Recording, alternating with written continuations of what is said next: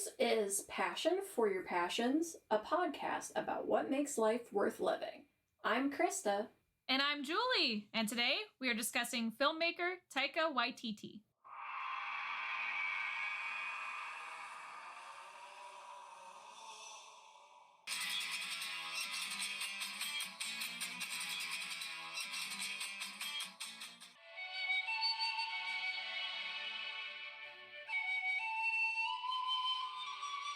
So this is a Krista episode. I'm kind of weird in that I don't pay a lot of attention to directors. I'm more of the I need to know every score composer.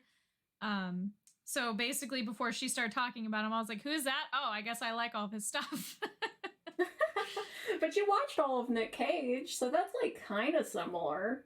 Yeah, but he's also an actor. It's the equivalent of liking a band, but do you care about just the singer, or are you caring about the random bass player kind of like feel, I guess? Well, so I think what's a little bit strange with me is I don't typically do this.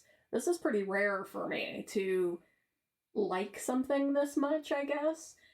I don't know, like I think with me it's just I kind of am just a fan of him, and I find that in general when I watch Taika Waititi's movies and TV shows or whatever, that I just tend to like them.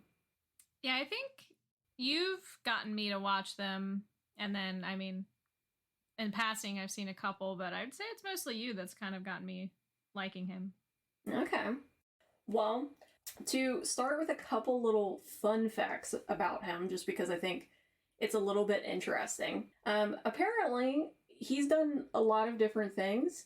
He really didn't start being a filmmaker until he was about 30, which I just kind of think is interesting. And when he first started in his career, he was Taika David Cohen. Because apparently, like, his heritage is a little bit interesting. His mother is, like, Russian Jewish. And then his father is Maori, which is, like, the indigenous people of New Zealand, if I'm understanding that correctly.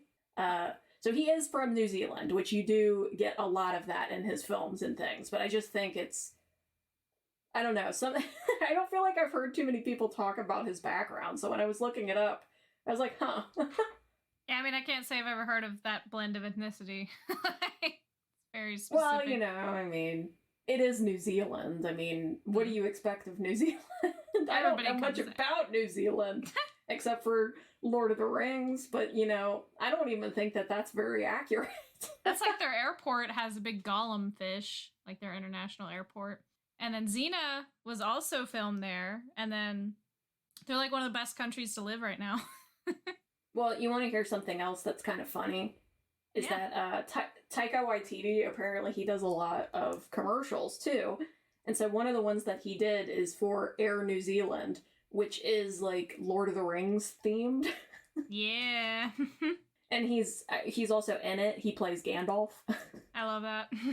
Because, you know, that's just what Taika does.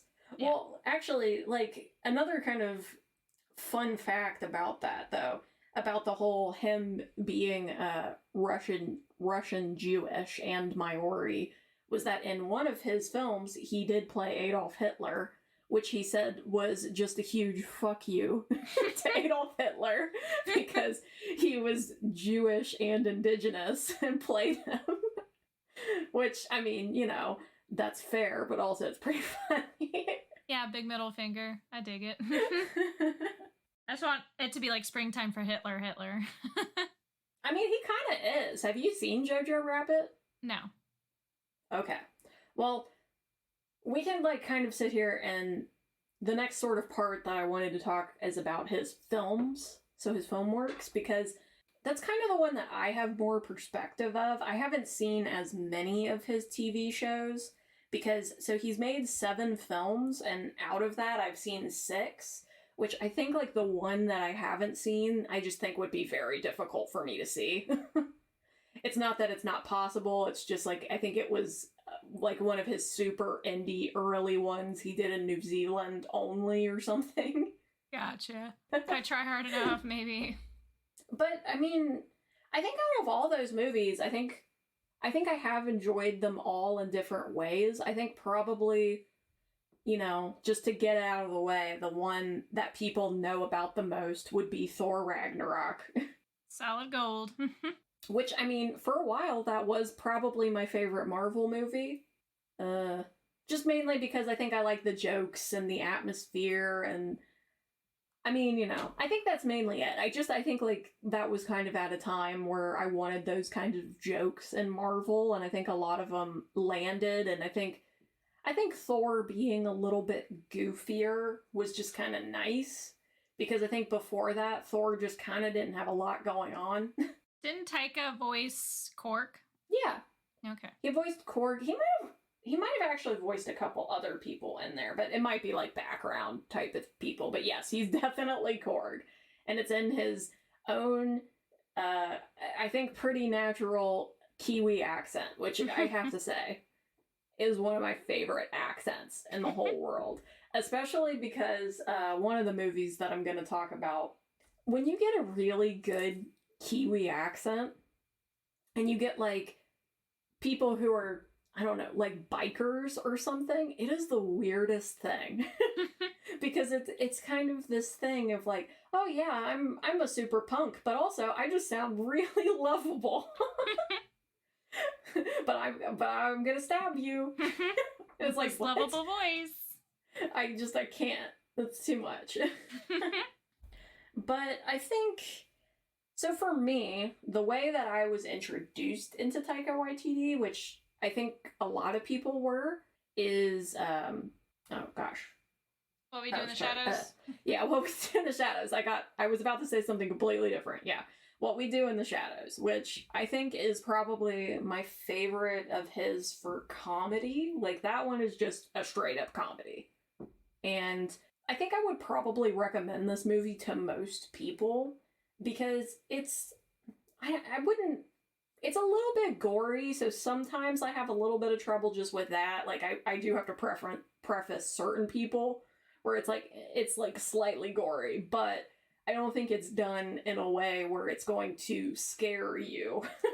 Right. It's just a little gory. The thing that's just funny about this is just like this idea of vampires and it not being like sexy, whatever, hardcore, vampires. mysterious. Yeah, they're not even really that like scary either. I mean, I guess they're kind of violent. They do kill people, but like they're just very appropriate. Like, they'll have, you know, these manners about things. They've got their like old-fashioned ways, and it's really just this kind of almost like commentary piece that's supposed to be like, what would it be like if vampires were in modern day society? So I think the one part of it I will always explain to people is that there's this part where they're like planning to go out. They're like, oh yeah, we're gonna go out on the town, so we have to attract humans so we can bite them. And so, you know, because there's the whole stereotype of vampires can't see in mirrors. So they're like having to like paint pictures of each other and like what they're wearing and then like show it to each other to be like, this is what you look like. Do you like your outfit? And they're just like modeling and trying to find a good outfit. Yeah, I like the comparison when people say, I know it's more about the show than the movie, but they're like, what if vampires are real? And they were pretty dumb. Yeah. Yeah. And I will say too, that the other part that always cracks me up, especially with this one, is nudity that's like just very unexpected. And I think like they do that a lot in this movie because there will be like these like paintings or like the werewolves. The werewolves always crack me up mainly because they're just like really regular looking dudes. Right. And so then they'll just be like, oh, you better take off your pants. You don't want to rip those pants. Those are pretty nice pants. It's just them like just getting completely naked. It's like, well, I mean, I guess this makes sense. I mean, I guess if you didn't take off your pants, you'd go for quite a lot of pants. Right. Yeah. They bring to light all the nuances and annoyances. Yeah, for sure. So I think what we do in Shadows is just one I would recommend to anybody, unless, I don't know, I guess unless for some reason you just really don't like comedy, in which case you're probably not listening to this podcast. In which case we feel sad for you. Yeah, I feel very sad for you. Then there's also, so like the other one that I want to talk about is the first one that he really got famous for, which is a movie that's called Boy, which does kind of sound like the Kratos thing. Boy. Yeah. It is, I will say, it is really weird even in the movie, because the movie is really hard to explain, and I will say that Boy is definitely on the artsier side, so it is kind of difficult to recommend it to people necessarily. So just like to give a little bit of background as to what this is about, is it's kind of about a very young boy. I don't know, he's probably like 10. They say that age. I'm not sure if they ever really say how old he is. But he's in like this really bad situation where essentially he lives in this house and there's like no parents around. And so like he has to watch all of these kids. I don't even know if they really like fully explain where all of these kids come from. Like maybe they're his cousins or something, but they're all younger than him. So, you know, he's like 10 and it's kind of like he's head of the house almost. And then it's also kind of weird because, you know, he's young enough where he idealizes his father, like, quite a lot. Like, he sees his father as a hero, even though at this point his father isn't around. I think maybe he's in jail or something. But he ends up coming back, and it's kind of this weird story of this young kid who kind of learns that his dad, well, for one, is kind of an asshole, but also that he's a person too. Oh, okay. It is really strange. It's a kind of a longer story too, and it takes a while to get there. But it does get there by the end. And I think like it was kind of this movie where it was weird because I think when I first watched it, I felt just like strange about it. Like I was like, I don't know how to feel. But then I sat on it for a couple days and I was like, you know what? Actually, I do think I really did like that movie. It's a thinker.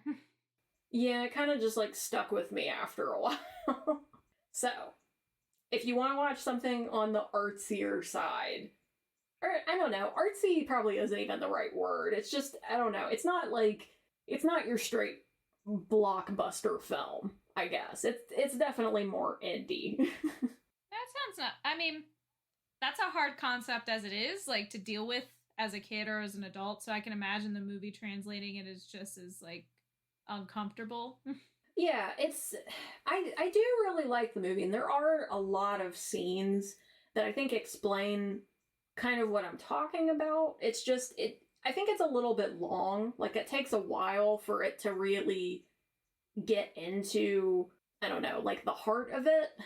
Because I think, like, for a while, you know, I'm an adult, so, like, I'm watching this 10-year-old kid, and, like, I'm kind of frustrated with him in a way.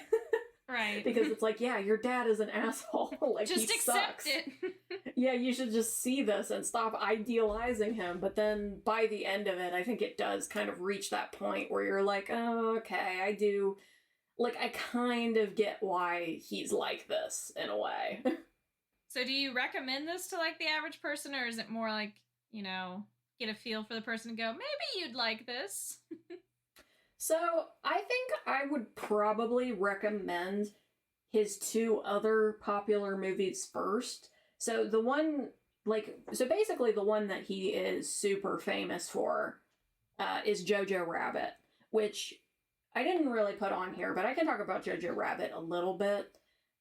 JoJo Rabbit is kind of like Boy in a way. Like, see, this is a thing that I really like about Taika, that he does really well, is he's very good about explaining perspective in a way that's not pandering, I guess. Or maybe pandering's the wrong word, but like, he talks about things that are very difficult, but he does it in this way that's very approachable. So, like, the whole story of JoJo Rabbit is, once again, it's about a boy, because apparently this is what Taika likes to do. It's about this boy who he is growing up essentially right at the end of World War II. So it is about World War II in a way, but honestly, it's kind of interesting because it's not about World War II that I've seen in many other movies, because it's not during the heat of the war. Like, it's basically right as World War II is ending. And it's the story of this kid who, like, he grew up, you know, like when Hitler was very prominent. So for him, it's kind of just like a way of life. But he's also very young, so he doesn't really know that it's wrong. Because, you know, he's probably like, I would say that this boy's probably less than 10. He's got to be like maybe in the 7-ish range. And so there ends up being this situation where his mom takes in a girl who is a Jewish girl, and it's kind of him learning to, like, accept the situation. Okay. So, and I mean, I'm trying not to give way too much away, because there's a lot of very bittersweet moments, I would say. And it's hard to describe the movie without giving way too much away, but I think it's a good movie, and that is definitely one I would recommend to most people. Probably of most age groups, I would say. There's maybe the really super young, maybe not so much that, but like, you know, if you're approximately 10, I think you could handle it. It's just, you know, sometimes you wonder with little kids. They probably wouldn't even like it anyway. It's not a cartoon, who cares? Yeah. But I think, like, for most people, like, if you're looking for something that's bittersweet, which I always am, I would say it's bittersweet, and I think it's good, and I think the parts where it's really trying to make you think and really trying to make you understand what it would be like to be in that situation. You know, like, I think a lot of these situations that he has is, it's like these situations where you wouldn't know any different. Right. Like, you're in the thick of it. You know, just because, like, there's some things that were going on that were bad, it doesn't necessarily mean that a 7-year-old kid is fully aware of it. Exactly. If that makes sense. That makes sense. And then, yeah, and I mean, that's kind of the story. So, then the last one that I'll recommend, which I think this is probably my favorite Taika Waititi film, is Hunt for the Wilder People, which I just recommend to everybody because I think that's a great movie. You know what? I'm going to sound like a broken record, but it's about a boy. Another boy has entered the playing field. But look, if you're going to watch any of these, I think this one and What We Do in the Shadows. But, because, like, the thing that I really like about Hunt for the Wilder People is I really think it does that bittersweet thing really well. And it's very watchable, too. Like, I think just all of the points that it's trying to hit in that one really work out, because it's kind of... It has this whole, like, misfit feel. Like, it's about people who are misfits and, like, trying to find a place in society when society doesn't want you, basically. And I think it really hits all of those points. I don't know. And that's another one that it's really hard to not just, like, spoil the hell out of. Which I would love to do, to be honest. So if anybody would love to have an episode where I just, like, spoil a movie. Movie spoilers episode. Because, I mean, it's one of my favorite things.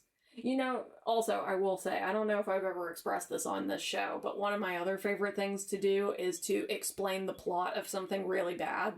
It's like the Finding Nemo one where they're like, yeah, this guy's wife gets murdered and, like, all the kids get slaughtered and he's left with one and it gets stolen away by this, like this species that's not even the same as theirs, and he has to track down the entire world that he's known, and with a partner who has memory loss to try to find his son again. They're like, what's that movie? Finding Nemo.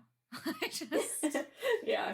It's super dramatic. Well, that, or I love to just talk about the Odyssey, because the thing that's really fun about the Odyssey is if you don't give a lot of context, it just kind of sounds like you are rambling, like, about absolutely nothing. And it's like, no, I'm telling you, this is the book. No, this is for real. This is basically what happens. He goes to sea for like 12 years. And then he comes back and he murders everyone. And antics ensue. There you go. Just watch Oh Brother, Where Art Thou? It's better. Well, that's based on Homer and the Iliad. I think it's... No, I think it is based on the Odyssey. I think it's weird. It might be based a little bit on both, because I watched it somewhat recently, you know, like, thinking about that. Mm-hmm. I think it's kind of a little bit both. It's very loose. Yeah. It's very loose. There's, like, basically, he stabs a Cyclops. And I would say that's about as close as it gets. There's sirens. They have sirens. Yeah, I guess that's fair. And, you know, he does go on a long journey and he ends up back. Yeah. But I don't think that he kills everybody, which, to be fair, is the best part about the Odyssey. That's what I was saying. I'm like, is it just cutting that big part of it? Like, just nix all the murder? Because, like, I don't know. For anybody who wants just a really quick rundown of the Odyssey, he goes away for 12 years and then he comes back, and there's this whole situation, right, where his wife has these people at their house. And so the idea is supposed to be that she's got to marry somebody because, you know, it's like the year 100 and you can't just be a single woman. That's not okay. And so she's been, like, trying to hold them off. Like, I waited for my husband to come back. Don't want to marry you.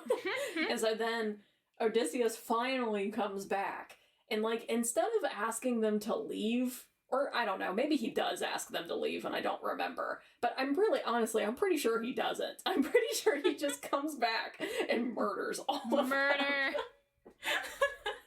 That's the way to do it. Yeah. So when you've been gone for 12 years, just come back and murder everyone. I mean, that's why you were gone for 12 years, is to meditate and decide, you know what? No one's worth saving. I'm going to murder them all. Well, yeah, and, you know, to be fair, also in the Odyssey, all of Odysseus's men do get killed by, like, a kraken. Yeah. He had a lot going on, let's be honest. Yeah, that's why I'm saying, when you talk about the Odyssey, it just sounds like you're drunk, to be honest. Because there's very little plot besides he is going on a journey for 12 years and shenanigans ensue every once in a while. That used to be all you needed to do to be a writer, is just be like, yeah. Kraken, wandering about. Kraken, and then you go home and murder everyone. And murder. Well, I think I did this in a weird order, but I think it's time for story time. Story time! Okay. I'm going to tell a story about when I donated blood for the first time. So, I was a very, very weird teenager in a lot of ways. And one of those ways that I didn't rebel in a traditional sense. So, my parents forbade me from donating blood. So, like, the day I turned 18, I was like, I'm going to donate blood this year. Like, I was so excited to donate blood because they never would let me. Yeah, because it was kind of a big deal where we went to high school. Yeah, it was like a weird thing. Yeah, they just would, like, come to our high school and, like, get people to give blood, and everybody would, I don't know, be excited about it. I don't know. It was just a thing. Yeah, but I was like, I'm going to donate blood. It's going to be awesome. And Krista, even for my birthday, like, went and paid for me to get my ear pierced, my tragus. And, like, I had to have a certification of that sheet that my, like, piercing was from a legitimate business. And I got it specifically so I could donate blood. And so the process of donating blood, I guess, I don't know if every time I've done it since I haven't had to do it, but, like, at high school it goes like this. So it was kind of this weird thing that a lot of girls did at our high school where they knew they didn't weigh enough to be checked off to donate blood. So they would basically just, like, have a whole fit and make a big deal out of it and go down and make them weigh them and then, like, have a pissing party. And that's what happened ahead of me. There were 3 girls that were completely underweight and, threw a big hissy fit about not having enough weight to donate blood. And then I come up after them. I have never looked underweight as after I hit puberty, okay? That's just, I was always muscular. And so I come up and the nurse just looks at me and she's like, oh, you can go. And I went, what? Are you calling me fat? You don't even want to weigh me? And she looked at me in fear and I went, you're fine. I was just screwing with you. And she's like, oh my God, it's just like those other girls. I'm like, no, you're fine. I was just giving you a hard time. And then I had to do the interview. You have to do like a whole series of questions and interviews to make sure that your blood's not tainted or whatever. And and that interview is intense. Yeah, they gave me the hard ass apparently. And I mean, they grill you. They're like asking about your sex life. They're asking about like if you're if you're gay. Because I remember he was just like, "Are you sexually active?" I said no, and he looked at me. I'm like, "Not a damn day. You think I?" I was like, "I'm a nerd. I don't pull anything, bro." And then he's like, "Okay." And then he's like, "What's your sexual orientation?" I'm like, "Doesn't that only matter if you're a dude? And isn't that kind of like homophobic?" And he's like, he was just getting really short with me. I was like, it doesn't matter. I'm going to donate blood. And then he asked about my piercing and I was like, bam, and like threw down my certification of the place I got it pierced from. And then out of nowhere, like the radio was playing and Josh Groban came on and I started singing along and he just looked at me and he went, you like Josh Groban? I was like, who doesn't? And then we sang Josh Groban together. And so then he became like my best friend. And then he's just like, go get him, girl. And like pushed me forward. He was, he was like half black and I'm pretty sure gay. And so, yeah, he like pushed me forward and I get up and the guy who's like prepping me is this really big, really dark skinned guy. And he's a sweetheart. He's just talking to me. He's like, is this your first time? I said, yeah, I'm so excited. My parents wouldn't let me and I'm 18, so it doesn't matter. And he got me prepped. He's like, okay, well, I have my breakup. So the next guy's going to just like make sure you're doing okay. Is that all right? I said, yeah. And the next guy did not like me. He was very rude. And they got like really intense because I was like bobbing my head. And they're like, what are you doing? And I said, listening to invisible music. And they just stared at me. I'm like, no, I'm just weird, man. I'm fine. just leave me alone. And then eventually like the first guy came back. He's like, how are you doing? I'm like, I'm doing pretty good. He's like, it's really cold in here. Are you okay? I was like, nah, I'm a polar bear. And I said, white on the outside, black on the inside, and always warm. And he just started laughing. And he's like, you're so silly. And I went, my dad says silly when he means stupid. Do you mean stupid? And he's like, no, I just mean silly. I'm like, okay, I was just checking. And then, so they take out everything and I'm like getting stitched up and the guy leaves again and the second guy comes back up and he's just like really mean and doesn't want to talk to me. I'm like, okay, whatever. And my interviewer like came up as I like stood up, was about to walk. He's like, hey, where's your sticker? And I said, what sticker? And he just goes, that fat ass didn't give you no sticker. Hey, fat ass! Like he's like screaming at him and he gives me like a whole like roll of stickers about donating blood. And I was like, yeah, I'm awesome. And then I had to go up 3 flights of stairs to my next class. And I was just like ghost pale, passed out like in my desk the rest of the time. So yeah. No, it is, because I give blood pretty frequently. And it is definitely weird. Definitely having a good person is helpful. I've had times where I've had people who you can tell are just so nervous. Oh, yeah. Like, just so, like, I don't know if it's their first time. I don't know. But I remember there was this one time I had this lady who, like, my husband, he got, like, done and out pretty quick. And I think he was even behind me. But she just took so long. Like, every single step, it was like she double-checked everything. And then, like, even when I was there, she was, like, watching me the whole time. And I'm just like, I'm good. I'm fine. like, honestly, this is freaking me out more. Yeah, I get it, because I've had nurses, and, like, when I've donated blood, where you can tell they just had, like, a traumatic event, and they're not taking it out on you, but they're just, like, paranoid, and you're like, dude, like, it's okay.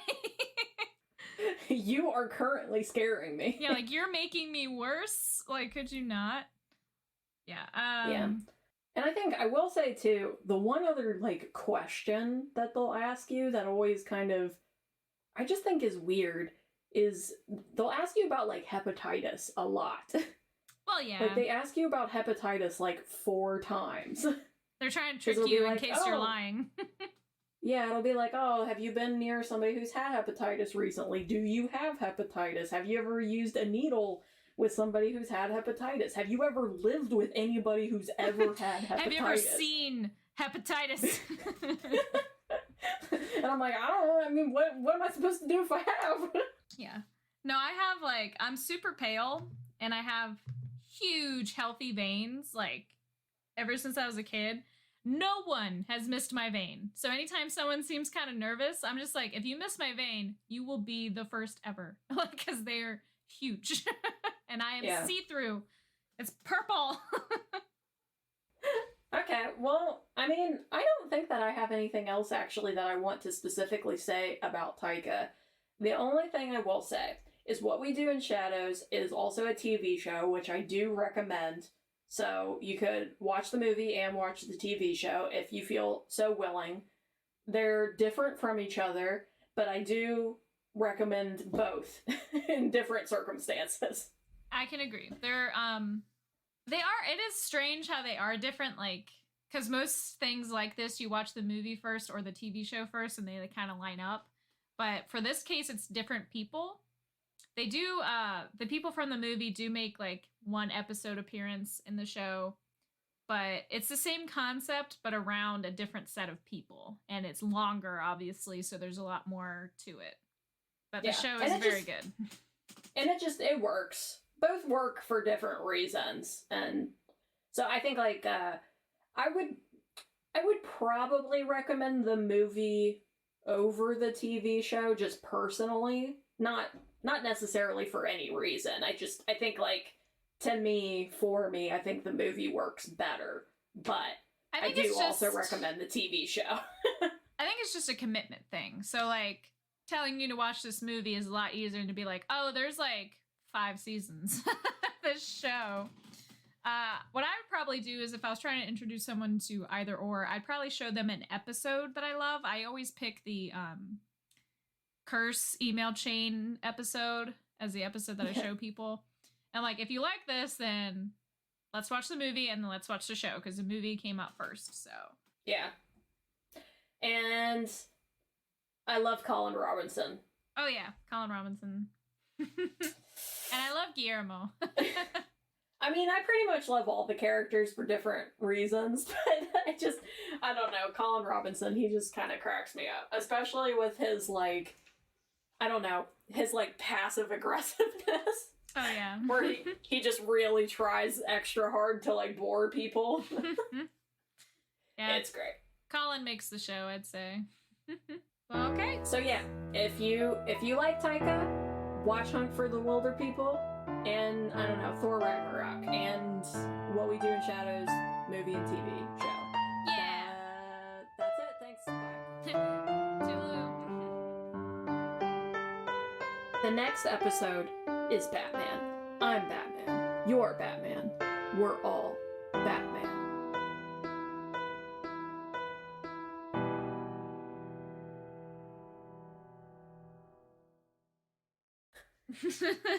Kraken. Wandering about. Kraken, and then you go home and murder everyone. And murder.